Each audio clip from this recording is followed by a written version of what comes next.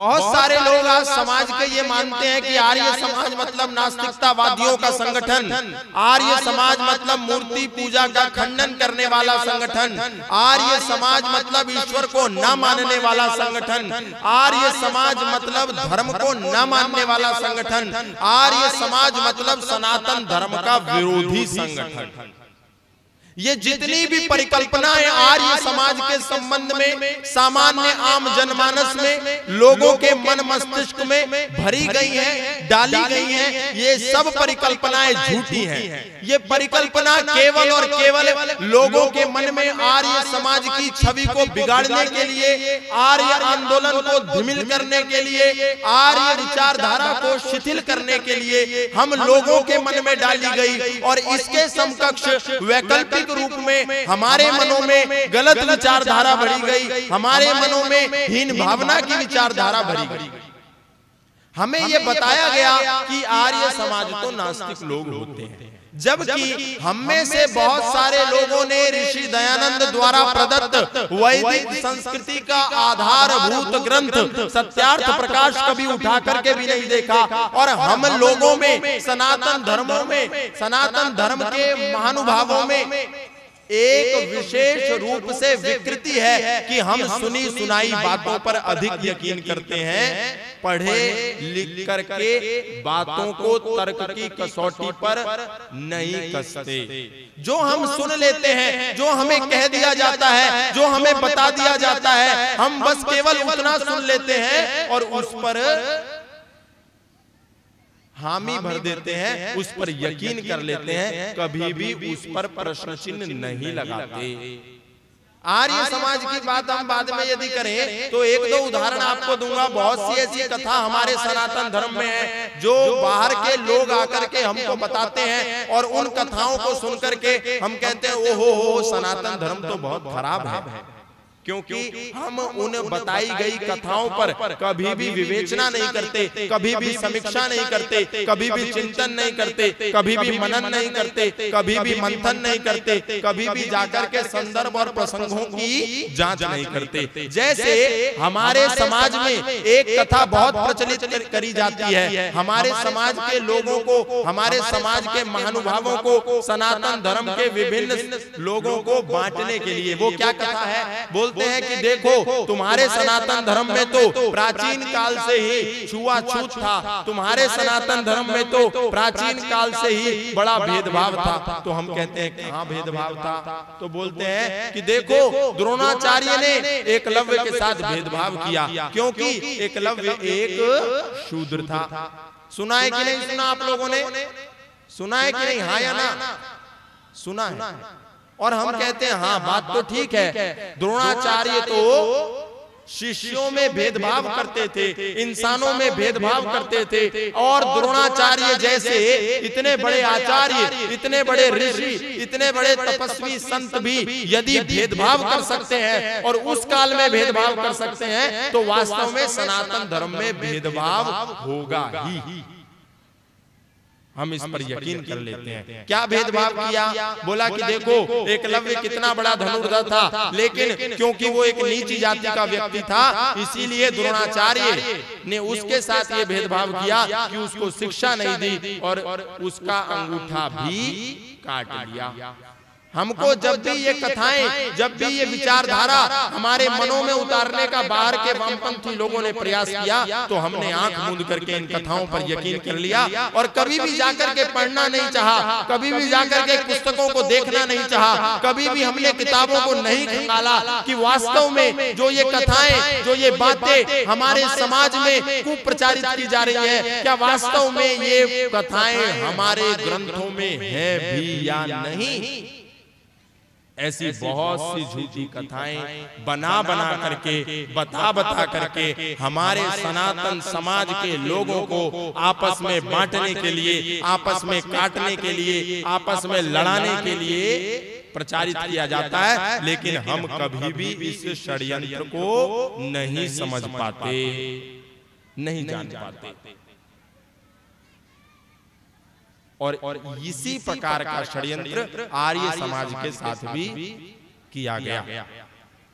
कि ये तो मूर्ति पूजा का विरोधी है, ये तो मूर्ति पूजा का शत्रु है। लेकिन हमने कभी भी जाकर के सत्यार्थ प्रकाश को पढ़ने का प्रयास नहीं किया कि ये जो सत्यार्थ प्रकाश ऋषि दयानंद ने दी है, इसके संबंध में जो समाज में बातें होती हैं, इसके संबंध में जो समाज में वाद और विवाद होता है, इसके संबंध में जो समाज में चर्चा और परिचर्चा होती है, क्या वास्तव में ये चर्चा परिचर्चा ठीक भी है या ये झूठ प्रचारित किया जाता है? क्योंकि यदि हम सत्यार्थ प्रकाश को पढ़ते, यदि हम सत्यार्थ प्रकाश का स्वाध्याय करते, तो पहले ही समुल्लास में, पहले ही अध्याय में, पहले ही चैप्टर में ऋषि दयानंद ने ईश्वर की व्याख्या की है। और ईश्वर की ऐसी वैसी व्याख्या भी नहीं, वैज्ञानिक तर्कों की कसौटी पर कस करके एक ईश्वर के 100 नामों की व्याख्या की है।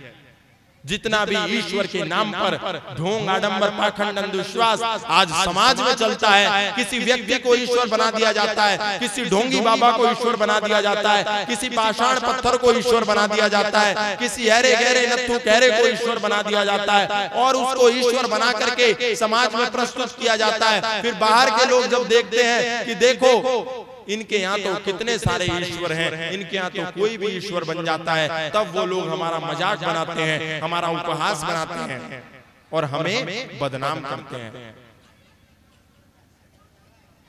इसलिए हमें किसी भी बात को आंख मूंद करके कभी भी विश्वास नहीं करना, जाकर के पढ़ना कि वास्तव में ये जो बात समाज में प्रचारित की जा रही है, ये जो बात समाज में बताई जा रही है, क्या ये सच भी है या झूठ। क्योंकि ऋषि दयानंद ही दुनिया के एकमात्र महामानव थे, दुनिया के एकमात्र आधुनिक काल के संत थे जिन्होंने अपना कोई मत, पंथ, संप्रदाय, मजहब स्थापित नहीं किया। उन्होंने एक वेदवादी, उन्होंने एक ईश्वरवादी, उन्होंने एक संस्कृतिवादी संगठन की स्थापना करी और उसकी स्थापना करने के बाद संसार को एक ग्रंथ दिया जिसमें उन्होंने सबसे पहले ईश्वर की चर्चा करते हुए एक एक नाम की बड़ी सुंदर व्याख्या करी। उन्होंने कहा कि देखो, जिसको समाज भ्रमित करके, जिसको समाज गलत रूप से प्रचारित करके तुम्हारे सामने रखता है, उसकी ठीक ठीक व्याख्या क्या है और उसकी गलत गलत व्याख्या क्या है। क्योंकि आज आप संसार में बाहर घूमते होंगे तो आप किसी मुसलमान से पूछिए कि तुम्हारा ईश्वर कौन है या तुम्हारा उपासनीय देव कौन है, तो सारे मुसलमान 1 से लेकर के 100 तक सब इस बात को गर्व से कहते हैं कि हमारा उपासनीय देव, पूजनीय तत्व एक है और वो है अल्लाह, और एक उसका पैगंबर है, वो है मोहम्मद। इसी प्रकार आप किसी भी ईसाई से पूछिए कि आप किसकी पूजा करते हैं, आप किसकी उपासना करते हैं, आप किसको मानते हैं, तो दुनिया का प्रत्येक ईसाई, चाहे वो भारत में रहता हो या अमेरिका में रहता हो या ब्रिटेन में रहता हो या कनाडा में रहता हो, सब लोग बोलते हैं कि हम ईसा मसीह को मानते हैं और उसके पिता को ही परमपिता परमात्मा मानते हैं। लेकिन आप इस दुनिया में सनातन धर्म से जुड़े हुए लोगों के पास जब जाएंगे और उनसे पूछेंगे तुम किसको मानते हो, तो वो लोग आपको विभिन्न विभिन्न उत्तर देंगे। कोई व्यक्ति कहेगा कि मैं शिव जी को मानता हूँ और उसके सामने बाकी सब खराब है, केवल शिव की पूजा करो, बाकी सब उसके दास हैं। दूसरे व्यक्ति के पास जाओगे तो वो कहेगा केवल हम कृष्ण को मानते हैं, बाकी सब कृष्ण के दास हैं। तीसरे व्यक्ति के पास जाओगे तो वो कोई अपना अलग ईश्वर बताएगा, और संगठनों वालों के पास जाओगे और राधा स्वामी वालों से पूछोगे कि तुम्हारा ईश्वर कौन है, तो वो कहेंगे बाबा बूटा सिंह ही हमारा ईश्वर है। ब्रह्म कुमारी वालों के पास जाओगे तो वो कहेंगे दादी जानकी हमारी ईश्वर है। और आप धन निरंकारी वालों के पास जाओगे तो कहेंगे बाबा हरदेव ही हमारे ईश्वर है। आप राधा वल्लभ के पास जाओगे तो वो कहेंगे राधा रानी ही हमारा ईश्वर है। ऐसे संसार में सनातन धर्म से जुड़े हुए जितने भी लोग हैं, जितने भी संगठन हैं, जितने भी धड़े हैं, उन्होंने अपना एक एक ईश्वर बना करके सनातन धर्म को विभाजित करने का षड्यंत्र रचा। लेकिन दुनिया के एकमात्र ऐसे महामानव ऋषि दयानंद हुए जिन्होंने इन सनातन धर्म के धड़ों को चुनौती दे करके ईश्वर की वैज्ञानिक, ईश्वर की तर्क आधारित परिभाषा दी और बताया कि ईश्वर तो एक है, लेकिन उसके विभिन्न विभिन्न नाम, गुण, कर्म और स्वभाव के आधार पर हैं। जैसे उदाहरण के लिए हमारे बीच में आचार्य श्रद्धेय सत्यार्थी जी मौजूद हैं। इनके विद्यार्थी इनको गुरु कहते हैं, इनकी धर्मपत्नी इनको पतिदेव कहती है, इनके पुत्र इनको पिता कहते हैं, इनके पिता इनको बेटा कहते हैं। गुण, कर्म, स्वभाव और संबंधों के आधार पर इनके संबोधन बदल जाते हैं। पिता इनको कुछ और कहते हैं, पुत्री इनको कुछ और कहती है, भाई इनको कुछ और कहता है और शिष्य इनको कुछ और कहते हैं और पत्नी इनको कुछ और कहती है। ठीक इसी प्रकार से ऋषि दयानंद ने कहा कि परमात्मा तो दुनिया में एक है, किंतु उसके संबोधन उसके गुण, कर्म और स्वभाव के आधार पर बदल जाते हैं। उदाहरण के लिए उन्होंने बोला कि जब हम देखते हैं कि ये परमपिता परमात्मा तो कण कण में व्याप्त है, परमपिता परमात्मा तो चर अचर में व्याप्त है, तो हम इसको विष्णु कहते हैं। कैसे कहते हैं? उन्होंने संस्कृत में परिभाषा दी, वेवेष्टि व्यापनोति चराचरम जगत सविष्णु। जो परमपिता परमात्मा चर और अचर, लिविंग और नॉन लिविंग, जड़ और चेतन में कण कण में समान रूप से विद्यमान है, वो विष्णु है। इसी प्रकार किसी ने देखा कि परमपिता परमात्मा दुष्टों को दंड देता है और परमपिता परमात्मा दुष्टों को दंड देकर रुलाता भी है, तो उसका अलग उस दृष्टि का नाम दिया रुद्र। यो रोदयत अन्यायकारिणो जनान सरुद्रा, जो दुष्टों को दंड दे करके रुलाए परमात्मा, इसीलिए उस परमात्मा का नाम रुद्र भी है। तीसरा नाम कि वो इन सभी देवों का देव है, मातृदेव का भी वो देव है, पितृदेव का भी वो देव है, आचार्य देव का भी वो देव है, ऋषियों का भी देव है। इस संसार में जितने भी छोटे बड़े देव हैं, उन सब से बड़ा देव एक परमात्मा है। इसीलिए इस दृष्टि से जब हमने उस परमात्मा को देखा तो हमने उसको कहा यो महताम देवा सम महादेव। देवों का देव होने से उस परमपिता परमात्मा का एक नाम दिया महादेव।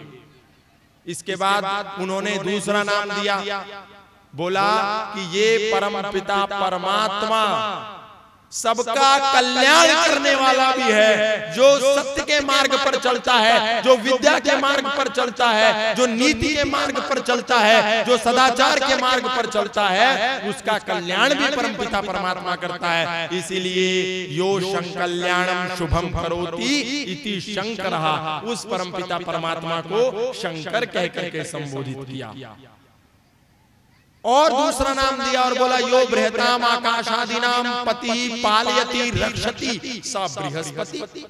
इस संसार को आप ध्यान से देखिए, वो सब चीजों का पालन भी करता है, सब चीजों का पोषण भी करता है, सब चीजों का अधिपति है। सूर्य, चांद, सितारे, नक्षत्र, ग्रह, ये जितने भी संसार में पेड़ पौधे वनस्पति उग रहे हैं, समाप्त हो रहे हैं, ऋतुएं बदल रही हैं, इन सबका अधिपति क्योंकि परमात्मा है, वो अदृश्य सत्ता है, इसीलिए उसको बृहस्पति कहा।